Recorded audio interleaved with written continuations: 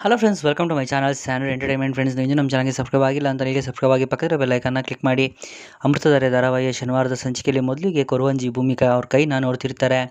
ತಾಯಿ, ನಿನ್ನ ಕೈಯಲ್ಲಿ ಬೆಳಕೈತೆ, ನೀನು ಹೋಗಿದ್ದ ಮನೆಗೆ ಲಕ್ಷ್ಮಿ ತಾನಾಗೆ ಬರ್ತಾಳೆ, ಸರಸ್ವತಿ ನಿನ್ನ ಹಿಂದಿಂದೇನೆ ಬರ್ತಾಳೆ, ಹಾಗೆ ನಗು ಶಾಶ್ವತವಾಗಿರುತ್ತೆ, ನೀನಿರೋ ಜಾಗದಲ್ಲಿ ನಗು ಕಡಿಮೆನೇ ಆಗೋದಿಲ್ಲ, ನೆಮ್ಮದಿ ಕೂಡ ತಾನಾಗೇ ಬರುತ್ತೆ. ತುಂಬ ಅಪರೂಪದ ಜಾತಕ ತಾಯಿ ನಿಂದು. ನಿನ್ನ ಗಂಡ ನಿನ್ನನ್ನು ಮನಸಾರೆ ಪ್ರೀತಿಸ್ತಾನೆ, ಅವನ ಅದೃಷ್ಟನೇ ನೀನು ಅಂತ ತಿಳ್ಕೊಂಡಿದ್ದಾನೆ, ಈ ಪ್ರೀತಿ ಶಾಶ್ವತವಾಗಿರಲಿ ಅಂತ ದೇವ್ರ ಹತ್ರ ಬೇಡ್ಕೊಂಡಿದ್ದಾನೆ. ಇಂಥ ಅಪರೂಪದ ಜೋಡಿ ಮೇಲೆ ಆ ಭಗವಂತನ ಆಶೀರ್ವಾದ ಯಾವಾಗಲೂ ಇರುತ್ತೆ ತಾಯಿ. ನೀನು 100 ಕಾಲ ಬದುಕ್ತೀಯ, ಮುತ್ತೈದೆಯಾಗಿ ಬಾಳ್ತೀಯ ಅಂತ ಹೇಳ್ತಾರೆ. ಕೊರವಂಜಿ ಮಾತು ಕೇಳಿ ಗೌತಮ್ ಅವರು ಖುಷಿಯಿಂದ ದುಡ್ಡು ಕೊಟ್ಟು ಭೂಮಿಕನ ಕರ್ಕೊಂಡು ಅಲ್ಲಿಂದ ಹೊರಡ್ತಾರೆ.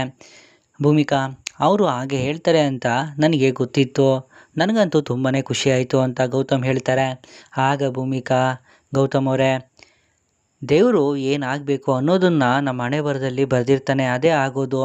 ಮುಂದೆ ಏನಾಗುತ್ತೆ ಅಂತ ಇಂಥವ್ರು ಏನೇ ಹೇಳಿದ್ರು ಕೂಡ ನಿಜವಾಗ್ಲೂ ಏನಾಗುತ್ತೆ ಅನ್ನೋದನ್ನು ತೋರಿಸೋದು ಟೈಮ್ ಮಾತ್ರ ಅಂತ ಹೇಳ್ತಾರೆ. ಆಗ ಗೌತಮ್, ನೋಡಿ ಭೂಮಿಕಾ, ನೀವು ಹೇಳ್ತಿರೋದು ಸರಿಯೇ, ಆದರೂ ಕೂಡ ಅವ್ರು ಹೇಳೋವಾಗ ಏನೋ ಒಂದು ರೀತಿ ಪಾಸಿಟಿವ್ ಅಂತ ಅನ್ನಿಸ್ತು ನನಗೆ. ಅಷ್ಟು ಸಾಕು, ಬನ್ನಿ ಹೋಗೋಣ ಅಂತ ಹೇಳಿ ಅವರಿಬ್ಬರು ಅಲ್ಲಿಂದ ಹೊರಡ್ತಾರೆ.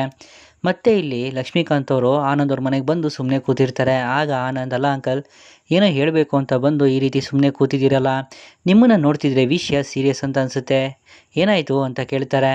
ಆಗ ಲಕ್ಷ್ಮೀಕಾಂತ್ ಅವರು, ಆನಂದಪ್ಪ, ಮನಸ್ಸಲ್ಲಿ ಯಾಕೋ ಒಂದು ರೀತಿ ತುಂಬಾ ಕಿರಿಕಿರಿ ಆಗ್ತೈತೆ, ಎಲ್ಲ ಮುಗ್ದೋಯ್ತು, ಸರಿ ಆಯಿತು, ಎಲ್ಲನೂ ಒಂದು ಹಂತಕ್ಕೆ ಬಂತು ಅಂತ ಅಂದ್ಕೊಳ್ಳೋ ಅಷ್ಟರಲ್ಲಿ ನಮಗೆ ಕಣ್ಣಿಗೆ ಗೊತ್ತಿಲ್ದಿರೋ ಹಾಗೆ ನಮ್ಮ ಬೆನ್ನಿಂದೆ ಏನೋ ನಡೀತಿದೆ ಅಂತ ಅನ್ನಿಸ್ತಿದೆ. ಮೊನ್ನೆ ಶಕುಂತ್ಲಾ ಗೊತ್ತಲ್ಲ, ಜಯದೇವ್ ಹತ್ರ ಸೈನ್ ಹಾಕ್ಸ್ಕೊಂಬರೋಕ್ಕೆ ಅಂತ ಹೋಗಿದ್ದು, ಆ ಕೌರವೇಂದ್ರ ಒಂದೇ ಒಂದು ಸ್ವಲ್ಪನೂ ಜಗಳ ಮಾಡದೆ ಶಕುಂತ್ಲಾ ಹೇಳಿರೋ ಕಡೆ ಸೈನ್ ಮಾಡಿ ಕಳಿಸಿದ್ದಾನೆ.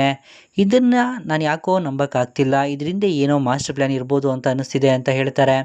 ಆಗ ಆನಂದ್, ಹೌದು ಅಂಕಲ್, ನನಗೂ ಕೂಡ ಹಾಗೆ ಅನ್ನಿಸ್ತು, ಯಾವುದೇ ಒಂದು ಸಣ್ಣ ವಿಷಯಕ್ಕೂ 10 ಸರಿ ಯೋಚನೆ ಮಾಡಿ ಸೈನ್ ಹಾಕೋಂಥವನು ಇಂಥ ದೊಡ್ಡ ವಿಷಯದಲ್ಲಿ ಈ ರೀತಿ ಹೇಳಿದೆ ಕೇಳಿದೆ ಒಂದು ಸ್ವಲ್ಪನೂ ಗಲಾಟೆ ಮಾಡದೆ ಸೈನ್ ಹಾಕಿದ್ದಾನೆ ಅಂತಂದರೆ ಒಂದು ರೀತಿ ಆಶ್ಚರ್ಯ ಅನ್ನಿಸ್ತಿದೆ ಅಂತ ಹೇಳ್ತಾರೆ.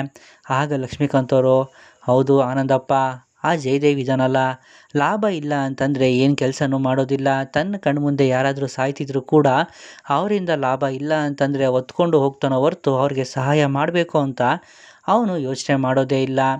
ಒಂದೊಂದು ಸರಿ ಅವನು ಬದಲಾಗಿರ್ಬೋದಾ ಅಂತ ಅನಿಸುತ್ತೆ, ಆದರೆ ಜಯದೇವ್ ಅವನು ಬದಲಾಗೋ ಸ್ಥಿತಿನ ಯಾವತ್ತೋ ದಾಟಿ ಮುಂದೆ ಹೋಗ್ಬಿಟ್ಟಿದ್ದಾನೆ, ನನಗಂತೂ ಅದೇ ಯೋಚನೆ ಆಗಿಬಿಟ್ಟಿದೆ ಅಂತ ಹೇಳ್ತಾರೆ. ಆಗ ಆನಂದ್, ನೋಡಿ ಅಂಕಲ್, ಅವನು ಇಷ್ಟು ವರ್ಷ ಮಾಡ್ಕೊಂಡು ಬಂದಿರೋದನ್ನೆಲ್ಲ ಮರೆತು ಅವನು ಬದಲಾಗಿದ್ದಾನೆ ಅಂತ ಅಂದ್ಕೊಂಡ್ರೆ ನಮ್ಮಂಥ ಮುಟ್ಟಾಳರು ಇನ್ಯಾರೂ ಇರೋದಿಲ್ಲ, ಅವನು ಯಾವಾಗ ಏನು ಮಾಡ್ತಾನೆ ಅಂತ ಹೇಳೋಕ್ಕಾಗೋದಿಲ್ಲ ಅಂತ ಹೇಳ್ತಾರೆ.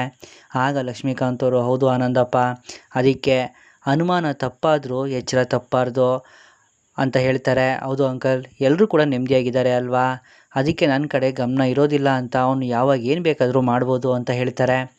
ಆಗ ಲಕ್ಷ್ಮೀಕಾಂತ್ ಅವರು, ಜಯದೇವ್ ಮೇಲೆ ದ್ವೇಷ ಸಾಧಿಸಬೇಕು ಅನ್ನೋದು ನನ್ನ ಉದ್ದೇಶ ಅಲ್ಲ ಆನಂದಪ್ಪ, ಆದರೆ ಅವನನ್ನು ಯಾವುದೇ ಕಾರಣಕ್ಕೂ ಬ್ಲೈಂಡಾಗಿ ನಂಬಾರ್ದು, ಅವನಿಡೋ ಪ್ರತಿಯೊಂದು ಹೆಜ್ಜೆನೂ ಕೂಡ ನಾವು ಅಬ್ಸರ್ವ್ ಮಾಡ್ತಿರ್ಬೇಕು ಅಂತ ಹೇಳ್ತಾರೆ.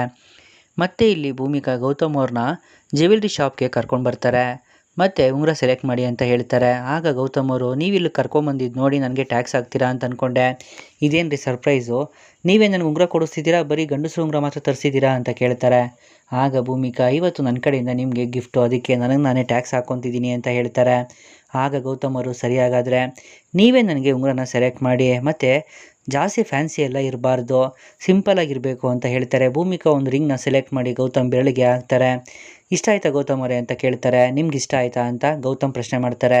ಹ್ಞೂ ಅಂದಾಗ, ನಿಮ್ಗೆ ಇಷ್ಟ ಆದರೆ ನನಗೂ ಇಷ್ಟ ಆದಾಗೆ, ಸೈಜು ಕರೆಕ್ಟಾಗಿದೆ ಅಂತ ಹೇಳ್ತಾರೆ. ಆಗ ಭೂಮಿಕಾ, ಗೌತಮ್ ಅವರೇ, ಈ ಉಂಗುರನ ಯಾವುದೇ ಕಾರಣಕ್ಕೂ ತೆಗಿಯೋದಕ್ಕೆ ಹೋಗಬೇಡಿ, ಈ ಉಂಗುರ ನಿಮ್ಮ ಕೈಯಲ್ಲಿ ಇದ್ದರೆ ನಾನು ನಿಮ್ಮ ಜೊತೆ ಇರ್ತೀನಿ ಅಂತಲೇ ಅರ್ಥ, ಇದು ಬರೀ ಉಂಗುರ ಅಲ್ಲ, ನನ್ನ ಜೀವ ಅಂತ ತಿಳ್ಕೊಳ್ಳಿ ಅಂತ ಹೇಳ್ತಾರೆ. ಆಗ ಗೌತಮ್ ಅವರು, ಅಲ್ರಿ, ನೀವು ಯಾವಾಗಲೂ ನನ್ನ ಜೊತೆನೇ ಇರೋವಾಗ ಈ ಉಂಗುರನೂ ಅಂತಂದರೆ ಡಬಲ್ ಭೂಮಿಕಾ, ಸರಿ ಬಿಡಿ, ಇವಾಗ ನೀವು ನನಗೆ ಗಿಫ್ಟ್ ಕೊಡಿಸಿದಾಯ್ತಲ್ವಾ, ನಾನು ಕೂಡ ನಿಮಗೆ ಉಂಗುರ ಸೆಲೆಕ್ಟ್ ಮಾಡ್ತೀನಿ ಅಂತ ಹೇಳ್ತಾರೆ. ಆಗ ಭೂಮಿಕಾ, ಇಲ್ಲ ಗೌತಮ್ ಅವರೇ, ನನಗೇನು ಬೇಡ, ಈ ಗೋಲ್ಡು ಸಿಲ್ವರ್ ಅನ್ನೋದು ನನಗೆ ಇಷ್ಟ ಆಗಲ್ಲ ಅಂತ ನಿಮಗೆ ಗೊತ್ತಿದೆ ಅಲ್ವಾ ಅಂತ ಹೇಳ್ತಾರೆ. ಆಗ ಗೌತಮ್ ಅವರು, ಅಲ್ರಿ, ಇವತ್ತೇನು ನಾನು ಒಬ್ಬಂದು ವೆಡ್ಡಿಂಗ್ ಆ್ಯನಿವರ್ಸರಿ ಅಂತ ತಿಳ್ಕೊಂಡಿದ್ದೀರಾ, ಇಬ್ಬರದು ವೆಡ್ಡಿಂಗ್ ಆ್ಯನಿವರ್ಸರಿ ಅಂತ ಅಂದಮೇಲೆ ನಾನು ನಿಮ್ಗೆ ಏನಾದ್ರು ಗಿಫ್ಟ್ ಕೊಡಲೇಬೇಕಲ್ವಾ, ಹೇಳಿ ನಿಮಗೆ ಏನು ಬೇಕು ಅಂತ ಕೇಳ್ತಾರೆ. ನನಗೆ ಟೈಮ್ ಬೇಕು ಅಂತ ಭೂಮಿಕಾ ಹೇಳ್ತಾರೆ. ನಿಮಗೆ ವಾಚ್ ಬೇಕಾ? ಸರಿ, ಹಾಗಾದರೆ ಮೇಡಮ್ ನಿಮ್ಮ ಹತ್ರ ಗೋಲ್ಡ್ ವಾಚ್ ಕಲೆಕ್ಷನ್ಸ್ ಇದೆಯಾ ಅಂತ ಗೌತಮ್ ಅವ್ರು ಕೇಳ್ತಾರೆ. ಅಷ್ಟರಲ್ಲಿ ಭೂಮಿಕಾ ನನಗೆ ನಾರ್ಮಲ್ ವಾಚ್ ಸಾಕು, ನನಗೆ ಗೋಲ್ಡ್ ವಾಚ್ ಎಲ್ಲ ಬೇಡ ಗೌತಮ್ ಅವರೇ ಅಂತ ಹೇಳ್ತಾರೆ. ಆಗ ಗೌತಮ್ ಅವರು ನೋಡ್ರಿ, ಸಿಂಪಲ್ ಆಗಿರೋ ವ್ಯಕ್ತಿಗೆ ಮಾತ್ರ ಸಿಂಪಲ್ ಆಗಿರೋ ನಾರ್ಮಲ್ ವಾಚ್, ಆದರೆ ನೀವು ಗೌತಮ್ ದಿವಾನ್ ಹೆಂಡತಿ ಅನ್ನೋದನ್ನು ಮರಿಬೇಡಿ. ನೀವು ಕಾಸ್ಟ್ಲಿ ವ್ಯಕ್ತಿ, ಹೀಗಿರುವಾಗ ನೀವು ಕೂಡ ಕಾಸ್ಟ್ಲಿ ವಾಚ್ನೇ ಹಾಕಬೇಕು ಅಂತ ಹೇಳಿ ಅವ್ರಿಗೆ ವಾಚ್ನ ಗಿಫ್ಟ್ ಮಾಡ್ತಾರೆ. ತುಂಬಾ ಚೆನ್ನಾಗಿದೆ, ಇವತ್ತಿಂದ ನಿಮಗೆ ಒಳ್ಳೆ ಟೈಮ್ ಶುರು ಆಗಲಿ ಅಂತ ವಿಶ್ ಮಾಡ್ತಿದ್ದೀನಿ, ಹ್ಯಾಪಿ ಆ್ಯನಿವರ್ಸರಿ ಒನ್ಸ್ ಅಗೇನ್ ಅಂತ ಹೇಳ್ತಾರೆ.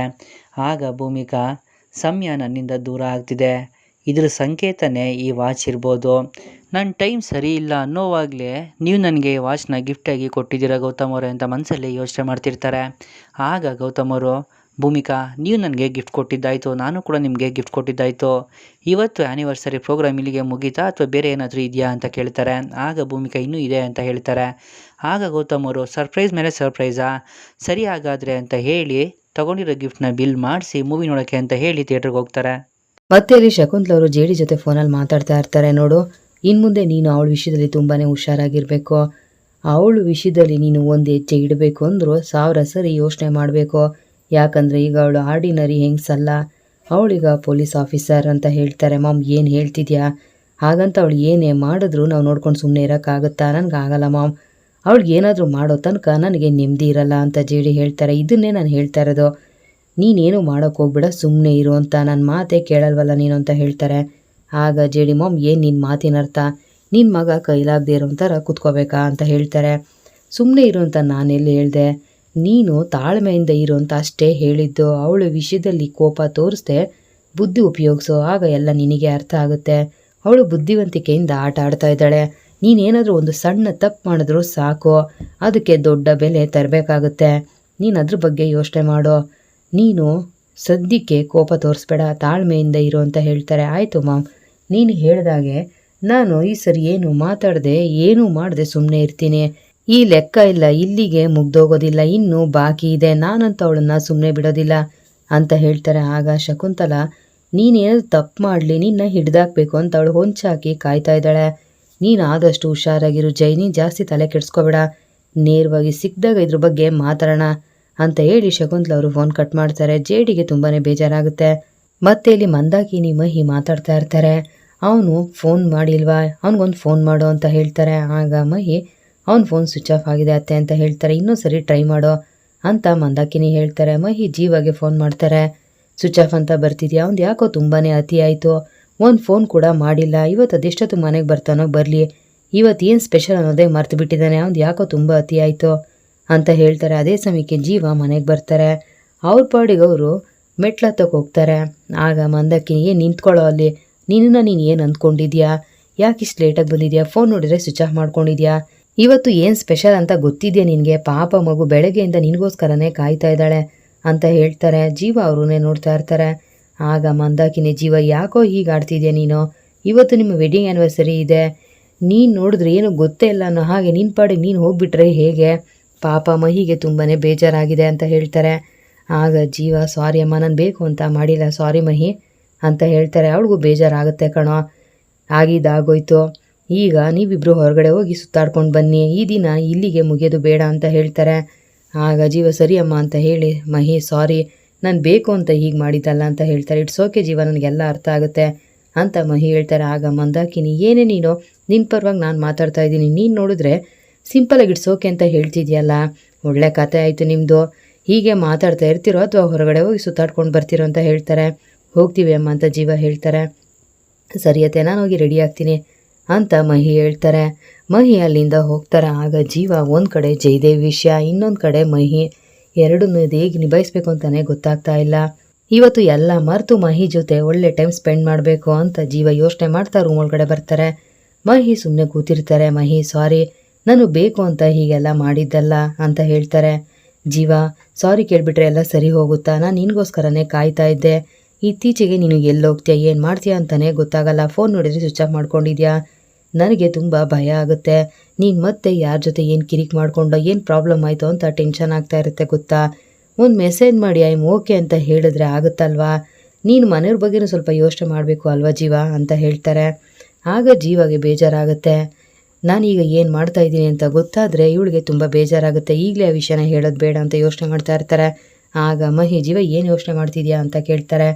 ಆಗ ಜೀವ, ಏನೂ ಇಲ್ಲ, ಆಗಿದ್ದೆಲ್ಲ ಆಗೋಯ್ತು, ನಾನು ಬೇರೆ ಕೆಲಸದಲ್ಲಿ ಬ್ಯುಸಿ ಇದ್ದೆ, ಸಾರಿ ಅಂತ ಹೇಳ್ತಾರೆ. ಆಗ ಮಹಿ, ನೋಡು ಜೀವ, ನೀನು ಯಾರಿಗಾದರೂ ಸಹಾಯ ಮಾಡಬೇಕು ಅಂತ ಅಂದ್ಕೊಂಡಿದ್ರೆ ಅದು ಒಳ್ಳೆಯದೇ, ಅದ್ರ ಬಗ್ಗೆ ನನಗೆ ಯಾವ ಬೇಜಾರು ಇಲ್ಲ. ಎಲ್ಲಿ ನೀನು ಏನು ಅಪಾಯ ಮಾಡ್ಕೋತೀಯ ಅನ್ನೋ ಭಯ ಅಷ್ಟೇ. ನಿನ್ನ ಅತಿಯಾದ ಒಳ್ಳೆತನದ ಬಗ್ಗೆ ನನಗೆ ಭಯ ಆಗ್ತಿದೆ ಅಂತ ಹೇಳ್ತಾರೆ. ಆಗ ಜೀವ, ಮಹಿ, ನಾನು ಯಾವ ಕೆಟ್ಟ ಕೆಲಸನೂ ಮಾಡ್ತಾ ಇಲ್ಲ, ನೀನು ತಲೆ ತಗ್ಸೋ ಅಂಥ ಕೆಲಸ ಅಂತೂ ಮಾಡೋದಿಲ್ಲ, ಬೇರೆಯವ್ರಿಗೆ ಸಹಾಯ ಮಾಡೋದಕ್ಕೆ ಅಂತ ಪ್ರಯತ್ನ ಪಡ್ತಾ ಇದ್ದೀನಿ. ಏನು ಎತ್ತ ಅಂತ ಈಗಲೇ ಹೇಳಲ್ಲ, ಸಮಯ ಬಂದಾಗ ಎಲ್ಲ ವಿಷಯ ಹೇಳ್ತೀನಿ ಅಂತ ಹೇಳ್ತಾರೆ. ಆಗ ಮಹಿ, ಎಲ್ಲ ವಿಷಯ ನನಗೆ ಹೇಳಲೇಬೇಕು ಅಂತ ಏನಿಲ್ಲ, ಅದನ್ನು ನಾನು ಅರ್ಥ ಮಾಡ್ಕೋತೀನಿ, ನೀನು ಆರಾಮಾಗಿದ್ದರೆ ಅಷ್ಟೇ ಸಾಕು ಜೀವ ಅಂತ ಹೇಳ್ತಾರೆ. ಸರಿ ಆಯಿತು, ನಾನು ಆರಾಮಾಗೇ ಇದ್ದೀನಿ, ಇವತ್ತಿನ ದಿನ ಹೀಗೆ ಮುಗಿಯೋದು ಬೇಡ, ಬೆಳಿಗ್ಗೆ ಹಾಳಾಗಿರ್ಬೋದು, ಇನ್ನೂ ಸಂಜೆ ಇದೆ, ನೈಟ್ ಇದೆ, ನಾವೆಲ್ಲರೂ ಹೊರಗಡೆ ಹೋಗಿ ಸುತ್ತಾಡ್ಕೊಂಡು ಬರೋಣ, ಹೋಗಿ ರೆಡಿಯಾಗು ಅಂತ ಹೇಳ್ತಾರೆ. ಆಗ ಮಹಿ, ನಿನಗಿನ್ನೂ ಅರ್ಥ ಆಗ್ತಿಲ್ವಾ, ನಾನು ಬೆಳಗ್ಗೆಯಿಂದನೇ ರೆಡಿಯಾಗಿ ನಿನಗೋಸ್ಕರ ಕಾಯ್ತಾ ಇದ್ದೀನಿ ಅಂತ ಹೇಳ್ತಾರೆ. ಆಗ ಜೀವ, ನೀನು ರೆಡಿಯಾಗಿದೆಯಾ ಅನ್ನೋದು ನನಗೆ ಗೊತ್ತಾಗಬೇಕು, ನೀನು ಮನೇಲಿದ್ದರೂ ಹೀಗೆ ರೆಡಿ ಆಗ್ತೀಯ ಅಲ್ವಾ, ಸರಿ ನಾನು ಹೋಗಿ ರೆಡಿ ಆಗ್ಬಿಟ್ಟು ಬರ್ತೀನಿ ಅಂತೇಳಿ ಅಲ್ಲಿಂದ ಹೋಗ್ತಾರೆ. ಮಹಿ ನಗ್ತಾ ಇರ್ತಾರೆ. ಇಲ್ಲಿಗೆ ಅಮೃತಧಾರೆ ಧಾರಾವಾಹಿ ಶನಿವಾರ ಸಂಚಿಕೆ ಮುಕ್ತಾಯ ಆಗುತ್ತೆ. ಮುಂದಿನ ವಿಡಿಯೋಗೆ ದಯವಿಟ್ಟು ನಮ್ಮ ಚಾನಲ್ ಸಬ್ಸ್ಕ್ರೈಬ್ ಮಾಡಿ, ಲೈಕ್ ಮಾಡಿ, ಶೇರ್ ಮಾಡಿ. Thank you.